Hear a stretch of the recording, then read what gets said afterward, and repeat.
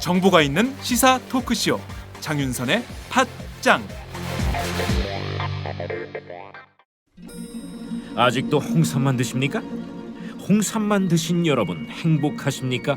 살림살이 좀 나아지셨습니까? 이제 마카 산삼을 드십시오. 마카 산삼. 잉카인들이 즐겨 먹었던 남미 페루의 산삼. 인체에 꼭 필요한 31가지 미네랄과 18종의 아미노산을 함유한 천연 종합 영양제. 세계적인 슈퍼푸드로 인정받아 전 세계가 열광하는 그것, 바로 마카입니다. 페루의 마카와 우리나라의 산삼을 하나로 만들었습니다. 마카 산삼. 이게 다가 아닙니다. 20년 경력 전문가의 자문을 받아 우리 몸에 좋은 11가지 원료까지 하나로 만든 건강 푸드 마카 산삼. 이제 홍삼 가격으로 마카 산삼 드십시오. 와, 이거 남자한테 딱이네. 딱이야. 애미야, 나한테도 딱이구나. 엄마, 나도 마카산삼. 나도. 검색창에 마카 산삼 또는 영한 네이처를 검색하세요. 영한 네이처 마카 산삼이 답입니다. 마카 산삼을 꼭 기억하세요. 안녕하세요. 장윤선입니다. 오늘은 3월 9일 월요일입니다. 오늘부터 국회에서는 장관 후보자 4명에 대한 인사청문회가 시작이 됩니다. 오늘은 새누리당 소속 현역 의원인 유기준 해양수산부 장관 후보자, 그리고 유일호 국토교통부 장관 후보자에 대한 인사청문회가 열리는데요. 이 두 분의 공통점이 있습니다. 뭘까요? 첫째, 위장 전입, 둘째, 다운 계약서 작성, 셋째, 부동산 투기 등입니다.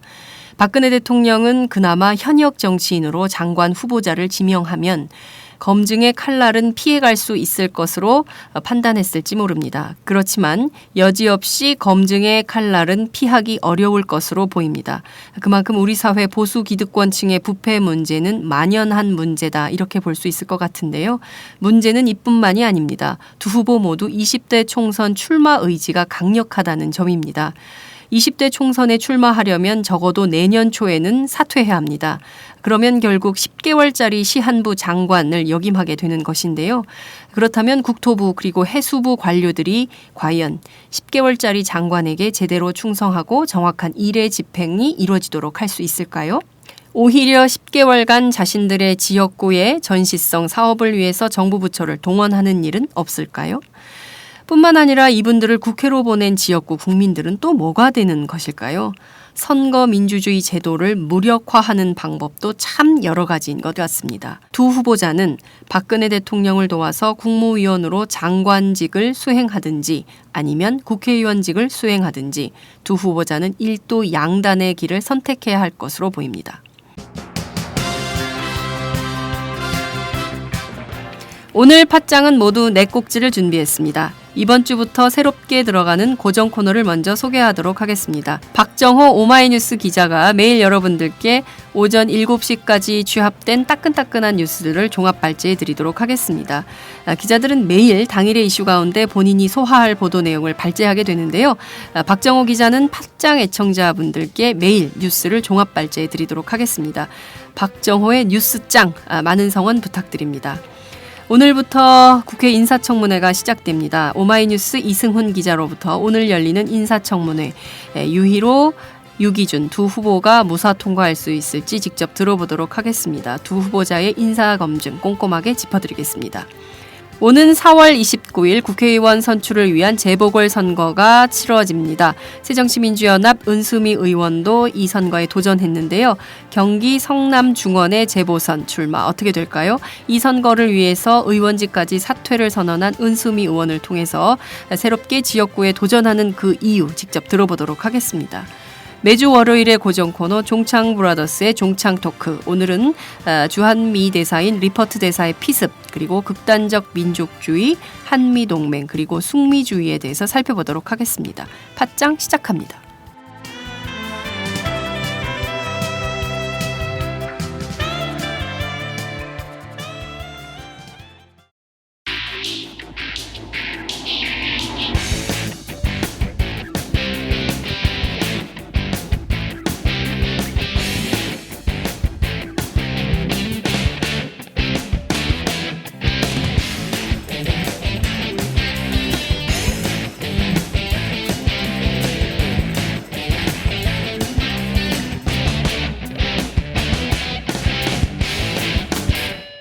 박정호의 뉴스장.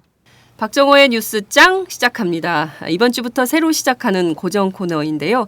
매일 오전 7시까지 나온 뉴스들을 종합해서 오마이뉴스 방송팀 박정호 기자가 들려드리도록 하겠습니다. 박 기자 어서 오세요. 네, 안녕하세요. 네. 반갑습니다. 네, 이른 아침부터 목소리가 짱이야. 자, 한번 그 준비해 오신 뉴스를 보도록 하겠습니다. 자, 우선 리포트 대사 문병을 갔었네요. 여야 대표들이 어떤 내용들이 주로 나왔습니까? 네, 어제 여야 지도부가 마크 리포트 주한 미국 대사를 동시에 문병을 했는데요. 네. 김무성 대표는 이렇게 얘기를 했습니다. 이번 사건은 종북 좌파들이 한미 동맹을 깨려는 시도였지만 오히려 한미 동맹의 굳건함을 확인하고 더 결속시키는 계기가 됐다. 이렇게 말했다고 박대출 대변인이 전했는데요. 네. 그러니까 종북 세력의 소행으로 어떻게 보면 규정해서 나가는 것으로 계속 보이고요. 네. 그리고 박 대변인은 리포트 대사를 습격한 김기종 씨가 뭐 방북한 사실 뭐 이런 것들을 언급하면서 네. 그리고 김기종 씨가 야당 의원들과의 교류도 있었다. 그러면서 새정치연합은 종북몰이 운운하면서 역색깔론을 펼칠 때가 아니라 종북 숙주에 대한 참회로 있을 때라고 날을 세웠습니다. 네. 반면에 새정치민주연합 문재인 대표는 이에 대해서 반박하는 얘기를 했는데요. 네. 끔찍한 사고를 겪은 리포트 대사가 오히려 의연하고 여유 있는 태도로 한국 사람들을 위로하는데 이 사건을 정치에 악용하려 한다면 그것이 오히려 한미 양국 관계에 부담으로 작용할 것이라고 말을 했습니다. 그리고 뭐 대변인도 논평을 냈는데요. 네. 새누리당 종북 숙주 공세에 즉각적으로 대응을 하면서 김기종의 과거 행정을 들먹이면서 어떻게든 야당의 종북 올가미를 씌워보려는 그 속셈이 너무도 뻔하다. 재보궐선거가 다가오면서 구시대적 종북몰이로 표를 얻어보려고 하는 것은 매우 비겁한 정치 행태다라고 비판했습니다. 네. 종북 숙주라는 말은 이번에 처음 나오는 것은 아니고 김무성 대표가 새정치민주연합을 공격할 때 주로 사용하는 네. 언어가 아닌가라는 생각이 좀 드는데요. 종북 숙주, 또 다른 종북몰이가 시작되는 것은 아닌가라는 생각이 좀 들기도 하는데 경찰이 또 과잉 수사를 해서 논란을 빚고 있네요. 네, 그렇습니다. 마크 리포트 미국 대사를 흉기로 김기종 씨의 범행 동기와 배후를 수사하고 있는 경찰이 네. 국가보안법 위반 혐의를 입증하는 데 주력하고 있는데요. 박 대통령과 여당이 배후를 밝히라고 독촉하는 상황에서 일단 보안법 위반 혐의를 디딤돌로 삼으려는 것으로 보이고 있습니다. 김기종 씨 관련 압수물품 219점 가운데 이적성이 의심되는 서적 등 30건에 대해서 어제 전문가 감정을 의뢰했다고 밝혔는데요. 지금 보면은 YTN 보도가 있었지 않습니까? 네네. YTN이 취재한 결과 경찰이 애초부터 국가보안법 혐의를 김 씨에게 미리 적용하려 한 사실이 드러났는데요. 네. 경찰이 김 씨의 사무실 압수수색을 준비하면서 미리 국보법 위반 혐의까지 넣어서 영장을 신청했던 게 드러났습니다. 다만 검찰에서 자칫 종북몰이로 비춰질 수 있다면서 압수수색에서 제외할 것을 주문한 것으로 확인된 건데요. 네. 경찰이 이런 검찰의 주문에도 압수수색을 통해서 확보한 자료를 토대로 김 씨에게 국보법 위반 혐의가 있는지 지금 파악하고 있는 겁니다. 네. 김기종 씨에 대해서 살인미수 혐의로 수사를 하고 있다라는 얘기는 좀 들었지만 네네. 여기에 국가보안법 혐의가 지어지는 것에 대해서는 좀 납득할 수 없다 이런 입장들도 좀 나오고 있는 것 같은데요. 네. 북한학 교수들이 전문가로 참여하고 있는 거로 전해지고 있는데 이 북한학 교수들이 김기종 씨의 국가보안법 위반 혐의에 대해서 어떤 전문가 의견을 낼지 그거 좀 지켜봐야 되지 않을까라는 생각이 좀 듭니다. 오늘부터 국회에서 인사청문회가 열리죠? 네, 그렇습니다. 오늘부터 시작되는 인사청문회. 네, 오늘에는 유기준 해양수산부 장관 후보자 그리고 유일호 국토교통부 장관 후보자가 인사청문회를 받는데요. 네. 그리고 내일에는 임종용 금융위원장 후보자 네. 그리고 그 다음 날에는 홍영표 통일부 장관 후보자 이렇게 장관급만 4명이 연달아서 인사청문회를 받게 되겠습니다. 특히 장관급 후보자 4명 모두 위장 전입 의혹이 불거졌는데요. 이 4명 모두 본인 또는 가족의 위장 전입 의혹이 도마에 올랐습니다. 그리고 유기준 유일호 후보자에 대해서는 시한부 장관 논란이 일고 있는데요. 네. 이 두 사람이 20대 총선에 출마하려면 내년 1월에 사퇴해야 하기 때문입니다. 그리고 유기준 후보자의 경우 변호사 겸직 이런 것들을 통해서 수익을 올렸다라는 비판이 제기되고 있는데 오늘 김경엽 새정치민주연합 의원이 네네. 유 후보자에 대해서 의혹을 제기했는데 네이밍이 귀에 쏙 들어옵니다. 어떤 건가요? 쓰리잡 유 후보자 제사보다 제밥 뭐 이런 제목의 네. 보도 자료를 냈는데요. 유 후보자가 KDI 교수 근무 시절인 2004년 3월부터 2008년 5월까지 4년 3개월간 STS 반도체 통신 사회 이사 시절 매년 3천여만 원을 지급받았다고 지적을 했고요. 네. 같은 시기 KTS 감사로도 매년 2천여만 원을 받은 것으로 추정하고 있는데 그래서 이 유일호 후보자에 대해서 쓰리잡이다. 이렇게 비판을 했습니다. 유일호 후보자는 이 시기에 KDI 교수로 근무하면서 연봉 8,900만 원에서 1억 4,800만 원을 지급받았습니다. 네. 쓰리잡이란 투잡이라는 말은 좀 들어봤지만 쓰리잡이라는 말은 김경엽 의원 때문에 또다시 또 유행어가 되지 않을까. 최초 네이밍 것 같습니다. 그런 생각이 좀 들기도 합니다. 네, 그리고 유기준 해양수산부 장관 후보자는 이명박 정부 시절 해수부 폐지 등을 담은 정부 조직법을 공동 발의했습니다. 아, 그래요? 네. 여당 의원으로서 개정안에 서명한 것으로 폐지 논란 당시 이명박 정부 인수위에 반대 의견서를 전달했다고 유기준 장관 후보자는 해명하고 있는데요. 네. 해수부 장관이 될 사람이 폐지 법안을 공동 발의했다는 게 참 웃어야 될지 울어야 될지 모르겠습니다. 그때는 자기가 해수부 장관이 될 거라고 생각을 못했겠죠. 전혀 생각 못했겠죠. 예. 네, 그리고 홍영표 통일부 장관 후보자에 대해서는 네. 교수 시절 뉴라이트 계열 단체에 몸을 담았다는 이유로 2년 평행성 논란이 제기됐습니다. 네. 그리고 이병호 국정원장 후보자 청문회가 이제 16일 정도에 열릴 것으로 보이는데요. 네. 이 후보자는 과거 언론규고문 등에서 용산 참사를 폭동에 비유했고요. 햇볕 정책에 대해서는 북한을 돕는 이적 행위라고 표현했습니다. 그리고 국정원 대선 개입 의혹 사건과 관련해서 제기된 국정원 개혁에 대해서는 비판적인 모습을 보였던 게 야당의 지적 내용입니다. 네. 말씀하신 내용들을 좀 종합해 보면 과연 이런 분들이 중립적 입장에서 국정을 운영할 수 있는 국정 수행 능력이 있는 분들인지 국무위원으로서 자격이 있는 건지 다시 한번 국민들이 생각해 보지 않을 수 없다 이런 생각이 좀 드는데요. 오늘부터 시작되는 인사청문회 국민들이 좀 주목해서 지켜보고 문제점이 있으면 다 꼼꼼히 지적을 해야 될 것 같다 이런 생각이 좀 듭니다. 네. 선거제도 개편 정치권의 핫 이슈인데요. 관련해서 오늘 한국일보가 처음으로 여론조사를 했네요. 그렇습니다. 한국일보가 4일부터 7일 나흘 동안 300명 국회의원 전원을 대상으로 선거제도 개편에 대한 의견을 물었는데요. 전체 응답자 223명 가운데 58.3%인 130명이 비례대표 국회의원을 권역별로 선출하는 방안에 찬성했습니다. 전국구 방식의 현행 비례대표 국회의원 선출 방안을 선언한 의원은 92명으로 전체 응답자의 41.3%였고 한 명은 응답하지 않았는데요. 국회의원 선거제도의 한 축인 비례대표 선출 방식과 관련해서 현역 국회의원 전체 의견을 조사한 것은 이번이 처음입니다. 네. 더구나 중앙선관위가 선거제도 개선안의 골자를 6개 권역별 비례대표 선출 방안을 제시한 가운데 현행 비례대표 선출 방식을 개선해야 한다는 입법부의 의지까지 확인됨에 따라서 향후 정치권의 선거제도 개편 논의에서 비례대표 제도 개선은 확실한 동력을 확보하게 됐습니다. 네. 말씀하신 대로 6개 권역별 비례대표가 늘어나면 어찌됐든 네. 영호남에서 상대 그러니까 영남 지역에서는 새정치민주연합 후보가 그리고 또 호남 지역에서는 새누리당 후보들이 약진할 수 있는 기회가 되기 때문에 그 점에서는 굉장히 찬성하는데 흥미로운 점은 그거 같더라고요. 네. 새정치민주연합 의원들의 90%가 찬성하는데 새누리당은 30% 정도가 찬성하는 걸로 조사가 됐다고 하는데 네네. 이것만 보더라도 그 역전현상이 일어날 것에 대한 부담이 새누리당 안에 존재하는 것이 아닌가. 그렇습니다. 예, 또 다른 한편에서는 지역구가 축소될 수밖에 없는 상황에서 과연 의원들이 어떤 선택을 할지 이것도 좀 지켜봐야 되지 않을까 이런 생각이 네. 좀 듭니다. 사회 뉴스를 좀 살펴보도록 하죠. 네네. 일본 왕을 위해서 죽자 이랬던 사람을 이달의 스승으로 뽑았다는 게 교육부가 맞습니까? 네, 그렇습니다. 어제죠. 어제 역사정의실천연대가 발표한 자료인데요. 네. 국립중앙도서관 등의 자료를 확인해 보니까 교육부가 이달의 스승, 그러니까 3월의 스승으로 선정한 최규동 씨가 네. 경성중동학교 교장이던 1942년 6월 일제 관변지 문교의 조선에서 죽음으로써 군운의 그러니까 임금의 은혜라고 예. 표현할 수 있죠. 군운에 보답하자라는 제목의 글을 실었습니다.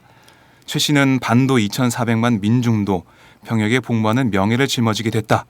이 광영에 감읍하여 한 번 죽음으로써 임금의 은혜에 보답해 드리는 결의를 서로히 해야 한다.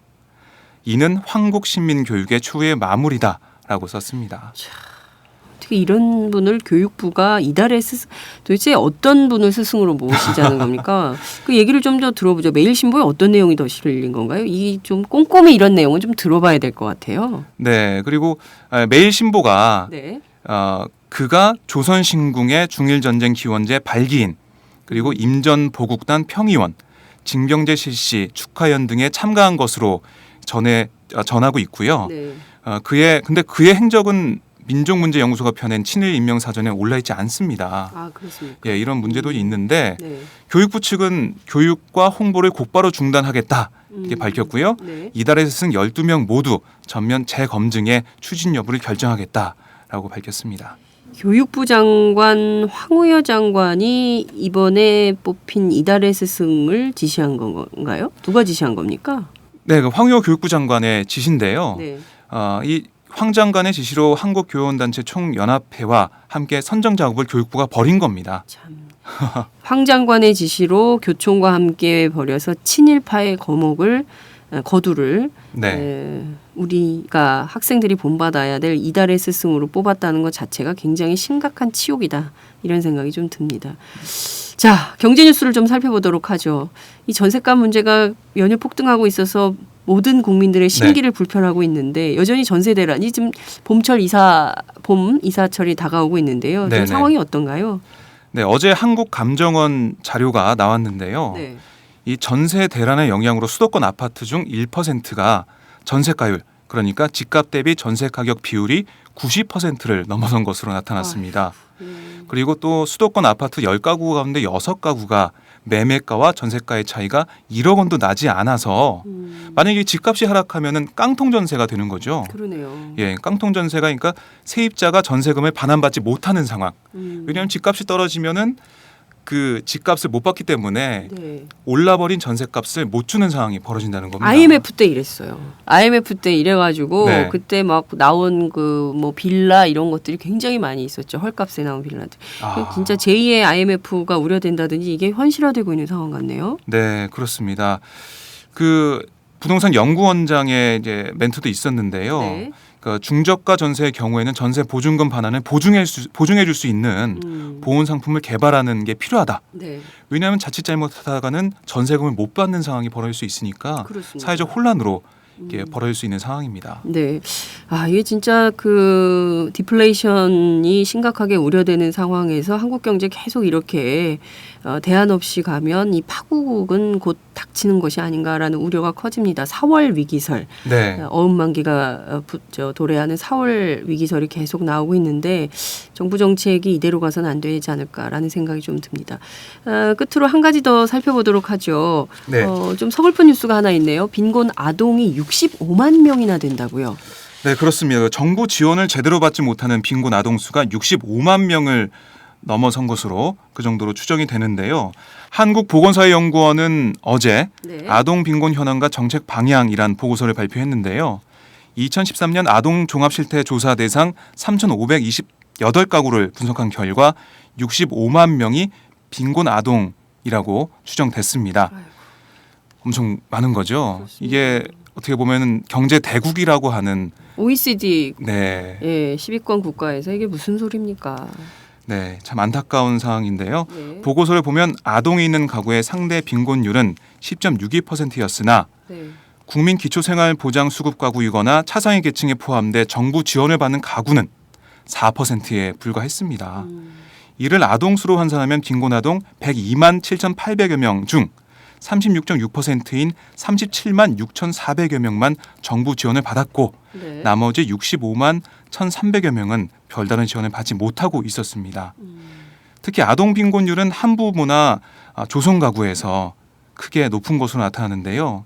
부모가 모두 있는 가구의 아동 빈곤율은 3.22%였지만 한부모, 조성 가구의 빈곤율은 63.54%였습니다. 보고서를 작성한 정은희 부연구위원은 네. 사각지대에 있는 빈곤 아동에 대한 지원 방안을 마련하고 기초생활수급 대상자와 차상위 계층 수급 기준에 대한 점검이 필요하다라고 얘기했고요. 네. 빈곤 아동 사각지대를 없애기 위해 아동 가구의 소득 증대 방안이나 현금 지원 방안 확대가 필요하다 이렇게 지적을 했습니다. 네. 사실 굉장히 부끄러운 뉴스입니다. 네. OECD 상위권 그리고 10위권 국가인 대한민국에서 빈곤 아동이 65만, 그러니까 통계로 잡힌 숫자가 65만이라는 것은 사실 비공식 통계까지 합치면 훨씬 그 숫자를 상회하는 수준이다, 이렇게 볼 수 있는 것인데요. 유엔 아동권리협약에도 아이들이 먹고 공부하고 네. 자고 이렇게 할 수 있는 권리를 반드시 보장해줘야 된다고 하는데요. 우리도 빨리 아동수당 같은 것을 현실화해서 아이들이 더 이상 돈 때문에 네. 그리고 이제 양극화가 심각하게 더 늘어나면서 이런 빈곤 아동의 숫자도 더 늘어나는 게 아닌가 싶은데요. 양극화를 좀 해소할 수 있는 사회적 대안, 이것들을 반드시 마련해야 되겠다라는 생각이 좀 듭니다. 오늘 소식 여기까지 듣도록 하겠습니다. 고맙습니다. 네, 고맙습니다.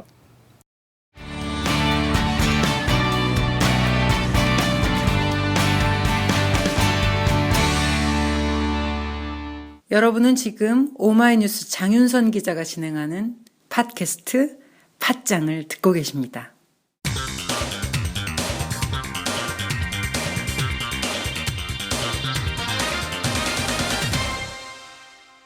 전혀 다른 뉴스. 전혀 다른 뉴스 시작하겠습니다. 오늘부터 국회 인사청문회가 시작이 되는데요. 오늘은 유일호 국토교통부 장관 후보자 그리고 유기준 해양수산부 장관 후보자를 대상으로 한 인사청문회가 열립니다. 관련해서 오늘은 오마이뉴스 이승훈 기자를 연결해서 자세한 소식 들어보도록 하겠습니다. 이 기자 연결돼 있습니까? 예, 이승훈입니다. 네. 오늘부터 국회 인사청문회가 시작이 되는데요. 이미 시작이 됐겠네요. 예, 그 1시간 전인 한 10시부터 두 후보자에 대한 인사청문회가 시작됐습니다. 네. 두 후보자에 대한 인사청문 과정 가운데 제일 중요한 게 이제 도덕성 관련된 것인데, 다들 정치인 출신이기는 하지만 여전히 위장 전입, 다운 계약서, 뭐 부동산 투기, 뭐 줄줄이 다 나왔네요. 예, 보통 박근혜 대통령이 네. 이번에 정치인 출신들을 이거 대거 발탁한 것은 이제 인사청문회 통과를 염두에 두고 최우선 시급하니까 네. 정치인들은 좀 괜찮겠다라는 그런 기대를 가지고 이제 지명을 했는데, 역시나 위장 전입, 뭐 다운 계약서 작성, 뭐 부동산 투기 의혹 등이 빠지지 않고 이미 불거졌고요. 오늘 인사청문회에서도 야당 의원들이 이 부분들을 집중 추궁할 것으로 예상이 되고 있습니다. 네. 유일호 후보자의 경우에는 의혹 백화점이다, 이런 비판도 나오고 있네요. 네, 일단 위장 전입 같은 경우에 장남이 중학교와 고등학교 진학을 앞두고 두 차례나 이제 지인의 집 주소로, 특히 이제 지인의 집이 강남 8학군 안에 있는 집이었어요. 그래서 네. 학교 진학을 위해서 위장 전입을 두 차례 한 게 이미 드러났고, 네. 유일호 후보자도 인정하고 사과했습니다. 그리고 오늘 인사청문회 시작하면서도 위장 전입에 대해서는 사과드린다라고 또 이야기를 하기도 했고요. 네. 또 이제 과거에 또 부동산 거래를 하면서 다운 계약서 작성한 사실도 밝혀졌습니다. 2005년에 서울 성동구 행당동 아파트를 사면서 원래 5억 9,900만 원이었는데, 네. 구청에 신고할 때는 4억 800만 원으로 축소해가지고, 이렇게 될 경우에 취등록세 764만 원 정도도 덜 냈을 것으로 이제 추정이 되는데, 이 부분에 대해서도 오늘 인사청문회에서 어떤 해명을 할지 좀 지켜봐야 할 것 같습니다. 이 탈세 혐의에 대해서는 집중적으로 추궁하지 않을 수 없다, 이런 생각이 좀 드는데요. 유 후보자의 경우에는 배우자가 설립한 비영리 법인이 있다면서요. 여기에서 기부금을 받은 것도 문제가 되고 있는 모양이죠. 예, 그러니까 이게 법적인 문제는 없는데요. 네. 유 후보 배우자가 영어 도서관 문화운동이라는 비영리 법인을 설립했는데, 네. 이 비영리 법인이 금융사들로부터 수천만 원의 기부금을 받았습니다. 5천만 원을 받았는데요. 근데 이제 문제는 유일호 후보자가 당시 이제 정무위 소속이었다는 겁니다. 정무위는 아시다시피 금융기관들을 대상으로 법안도 만들고, 또 국정감사에서는 금융이라든지 이런 부분, 이런 그 기관들에 대해서 네. 국정감사를 하는 기관, 그 위원회거든요. 그래서 이런 부분들이 이제 뭐 이번에 김영란법에서 빠지긴 했지만, 네. 공직자가 그 자신의 가족이나, 이런 그 자신이나 가족들이 그 이해관계가 얽힌 직무를 수행해서는 안 된다. 이게 이제 이해충돌 금지 의무인데, 네. 이거에 어긋난 것이라는 그 지적도 나오고 있습니다. 네. 유 후보자의 경우에는 조세 전문가로 알려져 있는데 이분이 지금 국토교통부 장관 후보자란 말이에요. 예. 그 전문성을 발휘할 수 있을까요? 어떤 평가들이 나오고 있습니까? 일단 뭐 본인은 이제 서민 주거 안정에 이제 최대 중점을 두고 국토교통부 장관 업무를 수행하겠다라고 했는데 근데 이제 그 능력도 이제 문제지만 조세 전문가라서 이쪽 경험이 없기 때문에 능력도 문제지만 보면 이제 다음 총선을 그 출마하겠다는 의지가 있는 것 같아요. 유 후보자가 아직 네. 분명하게 밝히지는 않았지만 그렇게 밝히지 않고 있다는 것 자체가 나갈 가능성이 크다는 그런 건데요. 네. 그렇기 때문에 이분이 아무리 열심히 해도 10개월밖에 못 합니다. 장관을. 내년 1월 14일이면 네. 그 총선 출마를 하기 위해서는 사퇴를 해야 되기 때문에 네. 그렇기 때문에 과연 공무원 공직 사회가 그 10개월짜리 장관 밑에서 정말 열심히 그 정책을 추진할 수 있을지 또 그 유 장관 후보자도 장관이 됐을 경우에 소신을 가지고 정책을 추진하고 또 여러 가지 개혁 과제들을 완수할 수 있을지 의문이 큰 게 사실이거든요. 네. 그래서 이제 박 대통령이 그 유일호 장관 후보자가 이제 대통령직 인수위 시절에 비서실장을 했습니다. 당선인 비서실장을 했기 때문에 그런 부분들에 대해서 이제 유 후보자가 좀 경력을 쌓을 수 있도록 장관 경력을 쌓을 수 있도록 좀 보온 인사를 한 것 아니냐라는 그런 비판도 지금 나오고 있는 상황입니다. 네, 말씀하신 대로 20대 총선 출마 당연히 하겠죠. 그런데 이 10개월짜리 장관직을 역임하겠다고 나선 것도 문제이지만 그리고 또 이분을 뽑아준 지역구 구민들은 또 뭡니까? 사실 지역구 국회의원들을 뽑아줄 때는 지역의 현안이라든가 쟁점에 대해서 분쟁들을 잘 조정하고 정리하고 정책 입안을 하고 또 필요한 거는 입법 활동을 하라고 국회로 보낸 건데 이분이 입각하게 되면서 그 지역구 현안들은 다 누가 어떻게 처리하려고 하는 것인지 이것도 참 지역구 구민, 그러니까 국민의 입장에서 보자면 정말 답답한 일이 아닐 수 없다 이렇게 볼 수 있을 것 같은데요. 네네. 자, 유기준 해수부 장관 후보자 이분은 과거에 해수부 폐지를 하자고 그랬다면서요? 예, 유기준 후보자는 그 MB 정부 시절에 해양수산부하고 여성가족부 폐지를 골자로 하는 정부조직법 개정안에 그 공동 발의자로 참여했고 네. 본 회의에서도 그 찬성표를 던졌습니다. 그러니까 불과 5년 전에 그 해수부는 없어져도 된다라고 했던 분이 5년 후에 박근혜 정부 들어서 해수부가 부활하자 그 장관을 하겠다고 그 나선 모양새인데요. 본인은 이제 그 해수부 그 폐지에 당시 반대했다. 그래서 MB 정부 인수위에 해수부 폐지 반대 의견을 전달했다라고 했는데 그렇게 이제 해수부 폐지를 반대를 했으면 본회의에서는 반대표를 던질 수도 있는데 찬성을 했단 말이죠. 그래서 네. 본인의 소신이 도대체 뭔지 좀 헷갈리는 그 부분들이 있고요. 그런 분이 이제 해수부 장관이 됐을 때 과연 어떤 정책들을 펼 수 있을지 그런 좀 의심이 되는 부분도 있습니다. 네. 정작 본인이 반대했던 해수부에 또 장관직이 오니까 그냥 받아서 하는 이게 참 어처구니 없는 상황이 벌어지고 있다. 이걸 참 국민들이 이 코미디로 봐야 됩니까? 뭘로 봐야 됩니까? 참 정치인들 행태가 우습다 이렇게 볼 수도 있을 것 같은데요. 네네. 이분 역시 위장전이 부동산 투기 또 의정 활동하면서 동시에 변호사도 겸직을 했어요. 그리고 양도소득세 탈루 의혹까지 나왔는데 이 정도면 이분도 의혹 백화점이다 이렇게 볼 수 있겠네요. 어떤 건지 구체적으로 네. 설명을 좀 해주십시오. 예, 그 변호사 겸직 그 논란은요, 그 유 후보자가 이제 국회의원하고 변호사를 겸직하면서 이제 억대 연봉을 받았다는 그런 부분인데요. 네. 야당에서는 유 후보자가 국회의원과 변호사를 겸직할 수 없게 한 법 개정 이후에 이제 변호사를 같이 겸직을 하긴 했어도 이게 그러면서 국회의원 세비도 받고 연봉 1억 넘는 연봉을 챙긴 게 이제 국민 정서에 어긋난다.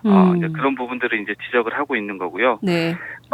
양도 소수대 탈루 의혹은 그 2005년에 유 후보자가 부산의 90평대 아파트를 그 매각하면서 네네. 내야 될 세금을 좀 덜 냈다. 이것도 이제 그 다운계약서 문제하고 아마 좀 연결이 되는 문제인 것 같은데 이 네. 부분은 이제 오늘 좀 인사청문회에서 좀 어떤 부분인지 좀 구체적인 내용을 좀 들어봐야 할 것 같습니다. 네. 이분 청목회 전부 이제 유죄받지 않았습니까? 근데 그 유기준 후보의 경우에도 본인이 그 농해수위 그러니까 농림축산식품해양수산위원회 소속일 때 농협에서 쪼개기 후원금을 받았다면서요. 예, 그렇습니다. 그게 2009년인데요. 네. 그 농협 직원 113명이 그 유 후보자의 그 후원 계좌로 1,130만 원을 그 입금했습니다. 그러니까 네. 1인당 10만 원씩 이제 소액 후원을 한 건데 네. 사실상 농협 직원 113명이 한 거기 때문에 이게 이제 개인 후원이라고는 볼 수 없는 돈인 거죠. 그러네요. 이제 유 후보 측에서는 그 농협 직원들이 이제 개인적으로 입금을 했기 때문에 이제 뭐 보면 이 사람들이 농협 직원인지 뭐 이렇게 알 수가 없었다 사전에. 네. 뭐 이제 그런 식으로 이제 해명을 하고는 있지만 말씀하셨듯이 대법원은 지난 그 2001년 청목회 사건이 있었는데 이때 이제 그때도 똑같이 그 청목회 회원들이 그 해당 의원들한테 쪼개기 후원금을 냈는데 대법원은 이게 이제 그 개인이 냈어도 단체와 관련된 자금이라고 보고 불법으로 판단을 한 바 있습니다. 네. 그렇기 때문에 이제 이 문제도 사실 여러 가지를 따져보자면 그렇게 작은 문제는 아닌 것 같습니다. 네, 말씀하신 대로 현행법이 금지한 단체와 관련된 자금을 받은 셈이기 때문에 이것도 법률로 봤을 때 그 위법한 것으로 판단될 가능성, 불법적 요소가 있다 이렇게 판단될 가능성이 높은 거 아니냐 이렇게 분석도 해볼 수 있을 것 같습니다. 유기준 후보자도 20대 총선 출마할 뜻이 있습니까? 예, 그 유기준 후보자는 그 유일호 그 후보자보다는 더 적극적인 것 같습니다. 그래요? 예. 그래서 아마 반드시 출마를 할 것 같은데, 그러니까 이분도 문제되는 게 역시 이제 10개월밖에 못 한다는 것과, 근데 이제 이분은 또 특히 해양수산부 장관이어서 그 장관인데, 이분 지역구가 부산입니다. 네. 그렇기 때문에, 특히 이제 해양수산부 소관 업무가 부산 지역의 어떤 여러 가지 그 해양수산 정책과 좀 이렇게 연결되는 부분들이 많기 때문에, 이분이 10개월 동안 장관을 하면서 부산에 좀 집중된, 그러니까 자신의 그 입지를 닫기 위해서, 부산을 중심으로 한 해양수산 정책을 펼칠 가능성이 있다. 그런 또 우려가 나와요. 그런데 이게 이제 뭐 기우라고 하기보다는 좀 보면 상당히 그 가능성이 있는, 네. 그럴 수밖에 없는, 그런 부분들이 있기 때문에, 오히려 그 유일호 후보자보다 더 좀 그 장관을 하는 게 더 문제가 아닌가 이런 생각이 좀 들기도 합니다. 네, 두 분 모두 사실 10개월짜리 장관을 할 것인지 아니면 지역구 구민들의 명을 받고 제대로 된 지역구 국회의원 활동을 할 것인지 일도 양단의 결정을 내려야 되는 것은 아닌가. 그것이 국민 앞에 떳떳한 정치인의 자세가 아닌가라는 생각이 좀 들기도 하는데요. 어찌됐든 두 분 다 뭐 비리 의혹 백화점으로 가득 찬 이런 상황에서 인사청문회 통과한들 어떤 국민적 신뢰 속에서 제대로 된 국정 운영에 함께할 수 있을지 우려와 걱정이 앞섭니다. 어쨌든 해수부 국토부 관료들만 살판난 거 아닌가 이런 생각도 좀 드는데요. 오늘 말씀 여기까지 듣도록 하겠습니다. 고맙습니다. 예, 감사합니다. 네, 지금까지 오마이뉴스 이승훈 기자와 함께했습니다.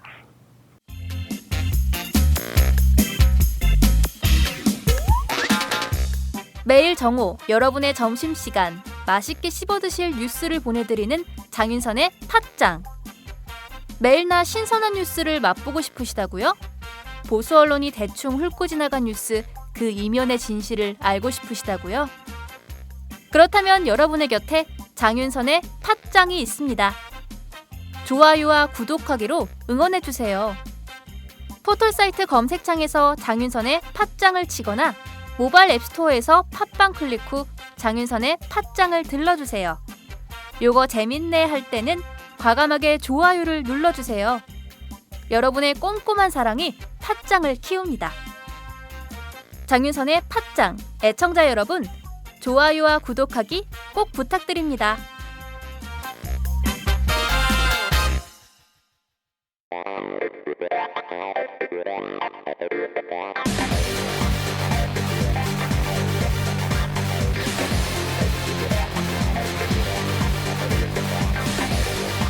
정보가 있는 시사 토크쇼 장윤선의 팟짱.